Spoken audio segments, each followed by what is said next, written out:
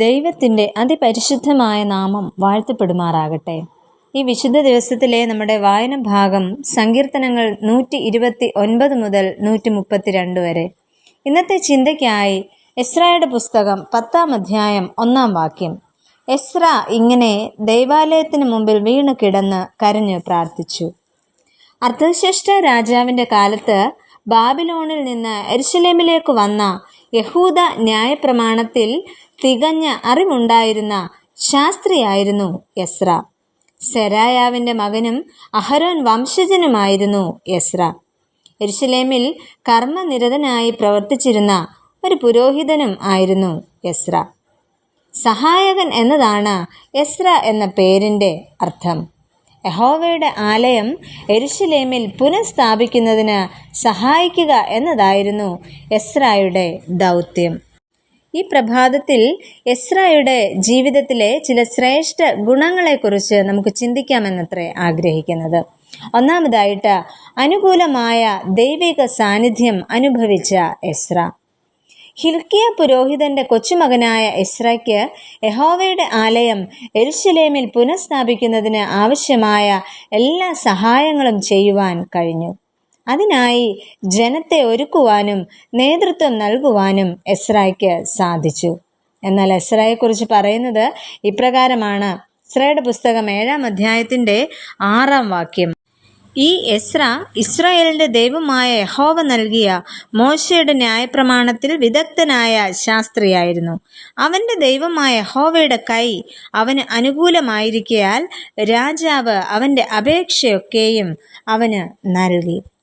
ദൈവത്തിന്റെ കൈ എസ്രായ്ക്ക് അനുകൂലമായിരുന്നു എന്ന് എസ്രായുടെ പുസ്തകത്തിൽ 6 തവണ രേഖപ്പെടുത്തിയിട്ടുണ്ട്. യാഗപീഠം പണിയുമ്പോഴും ആലയം പണിയുവാനുള്ള അടിസ്ഥാനമിടുമ്പോഴും ഈ സമയങ്ങളിലെല്ലാം കൂടെയുള്ള ദൈവ സാന്നിധ്യം അനുഭവിച്ചറിയുവാൻ എസ്രായ്ക്ക് സാധിച്ചു. രണ്ടാമതായിട്ട്, പ്രാർത്ഥനാ വീരനായ എസ്ര. നമ്മൾ കുറിവാക്യമായി വായിച്ച ഭാഗത്ത് കേട്ടതുപോലെ എസ്ര ഇങ്ങനെ ദൈവാലയത്തിന് മുമ്പിൽ വീണ് കിടന്ന് കരഞ്ഞു പ്രാർത്ഥിക്കുകയും ഏറ്റുപറയുകയും ചെയ്തപ്പോൾ പുരുഷന്മാരും സ്ത്രീകളും പൈതങ്ങളുമായി ഇസ്രായേല്യരുടെ ഏറ്റവും വലിയൊരു സഭ അവൻ്റെ അടുക്കൽ വന്നുകൂടി. ജനവും വളരെ കരഞ്ഞു.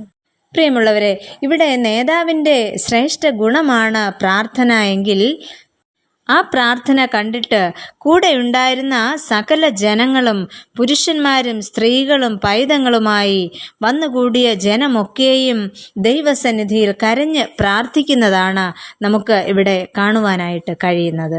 മാത്രമല്ല 9-ാം അധ്യായത്തിൽ നമുക്ക് കാണുവാൻ സാധിക്കുന്നത്, കീറിയ വസ്ത്രത്തോടും മേലങ്കിയോടും കൂടെ മുട്ടുകുത്തി എൻ്റെ ദൈവമായ യഹോവയെങ്കിലേക്ക് കൈ മലർത്തി പറഞ്ഞതെന്തെന്നാൽ എന്ന് അവിടെ പറയുന്നുണ്ട്. അനുതാപ ഹൃദയത്തോടെ അവരുടെ ജീവിതത്തിൽ ഉണ്ടായ സകല കുറവുകളെയും ദൈവസന്നിധിയിൽ ഏറ്റുപറയുന്ന ഒരു എസ്രയെയാണ് നമുക്ക് ഇവിടെ കാണുവാനായിട്ട് സാധിക്കുന്നത്.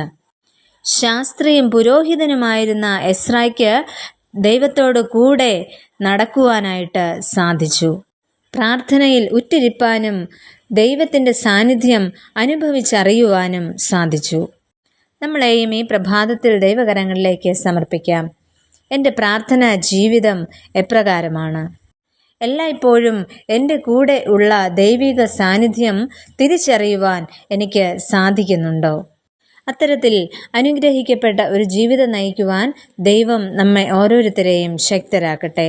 നമുക്ക് പ്രാർത്ഥിക്കാം. പ്രിയ കർത്താവേ, എസ്രായുടെ ജീവിതത്തെക്കുറിച്ച് ഞങ്ങൾക്ക് മനസ്സിലാക്കുവാനായിട്ട് ഇടയാക്കിയതിനായി നന്ദി പറയുന്നു. യഹോവയുടെ ആലയം പുതുക്കി പണിയുമ്പോൾ ധാരാളം പ്രതിസന്ധികൾ നേരിട്ടു.